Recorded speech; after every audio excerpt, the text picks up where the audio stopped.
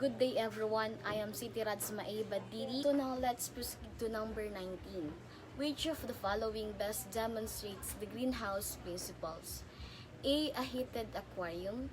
B. A car with roll-up windows. C. A microwave oven. And D. A solar battery-powered calculator. So the correct answer in number 19 is letter B. A car with roll-up windows. So, ang isang car na naka-closed ang windows ay isang magandang halimbawa upang ipaliwanag ang epekto ng greenhouse. Pag kasi sinasabi nating greenhouse principles, meaning yung init is nagtetrap or hindi makatakas sa isang espasyo. So kapag ang kotse or car na iwan sa araw na naka-close ang windows, ang init ng araw ay pumapasok sa kotse at hindi makatakas o hindi makawala, na kung saan ito ay nagkokos or nagsasanhi ng pagkainit sa loob ng kotse. Sa parehong paraan, ang mga gas ng greenhouse sa atmosphere ng daigdig ay nakakulong ng init na hindi nagpapahintulot ito na makatakas o makalabas sa kalawakan. Na kung in short, nagtitrap yung init. So ito ay nagsasanhi ng pagkainit ng planeta at ang pagbabago ng ating klima. So, hindi siya letter A, heated aquarium, sapagkat ang heated aquarium kasi is gumagamit ng heating device upang magpainit. So, hindi naturally na kumukuha sa init ng araw. So, pinapakita dito ang hindi natural na proseso ng greenhouse kapag ang heated aquarium.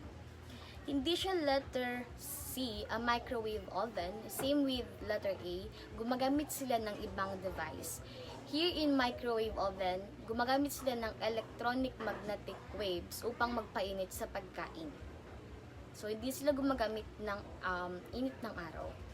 So, dito pa lang, hindi na pinapakita ang natural process ng greenhouse. Hindi siya letter D, a solar battery powered calculator. When we say solar battery is kumukuha siya sa araw ng init. But, hindi siya nagtetrap. Hindi nagtetrap yung init or or sinasabi natin nakakaalis or nakakatakas yung init. Kasi, kapag sinasabi natin greenhouse, pinag-uusapan is nagtetrap yung init. So, sa solar battery is hindi nagtetrap. That's why, pinapakita yung hindi natural na process ng greenhouse. Now, let's proceed to number 20. The bank was swarmed with depositors. The bank blank. A. Declare an open house. B. Declare dividends. C. Declare a holiday. And D.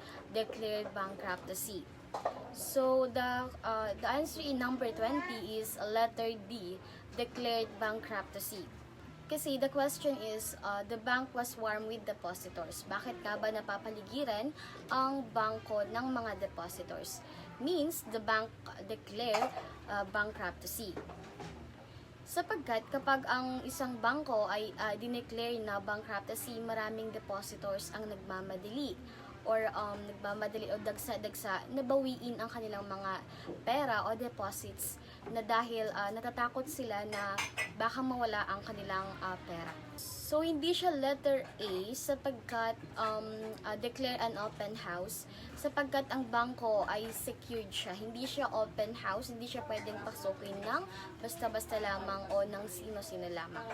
Kaya hindi siya letter A. Hindi siya letter B, declared dividend. Ang dividends ay hindi magdudulot ng takot o pagkabahala sa mga depositors na mawala ang kanilang pera. Kaya hindi ito dahilan sa mga depositors na magmadali pumunta ng bangko. Nangangahulugan ang bangko ay kumikita na may sapat na pondo upang magbigay sa mga shareholders. Kaya hindi siya letter B. Hindi siya letter C, declared a holiday. So, hindi siya letter C, declare a holiday sapagkat ang holiday ay karaniwang araw ng pahinga o pagdiriwang. So, hindi ito magdudulot ng takot o pangangamba sa mga depositors na magmadali pumunta sa bangko, kunin or mawala ang kanilang mga pera. So, the correct answer is letter D. Number 21, The Rizal Day celebration remind us about heroes worth blank. A. Appreciating.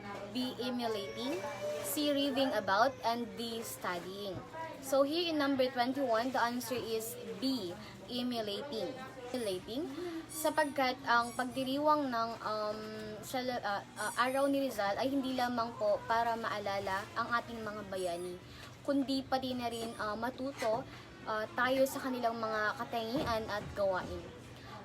Kapag kasi sinasabi natin emulating ay nangangahulugan ito na pagtutulad o pagsunod sa mga halimbawa ng mga bayani na siyang layunin na pagdiriwang na ito. Sapagkat sa pamamagitan ng pagtutulad sa mga katangian at gawain ng mga bayani tulad ni Dr. Jose Rizal ay maaari tayong matuto kung paano maging mabuting mamamayan, makatulong sa bansa. Kaya naman ang angkop na sagot dito ay emulating. Hindi siya letter A, appreciating. Yes, hindi ito tamang sagot. Bagamat pinapahalagahan ang mga bayani o binibigyan importansya, ang pagdiriwang ng Rizal ay hindi lamang po tungkol sa pagpapahalaga sa kanila, kundi ang pagdiriwang sa kanila ay naglalayong bigyan diin ang mga katangian at gawain ng mga bayani na dapat nating tularan o sundin. So, hindi siya letter C, reading about. Ang pagdiriwang ni Rizal or celebration, the day of celebration in the day of Rizal, hindi siya lamang tungkol sa pagbabasa, kundi ito ay nararapat na i-apply natin sa ating sarili. Katangian at gawain ng mga ating bayani na dapat nating gawin or tularan. Hindi siya letter D, studying.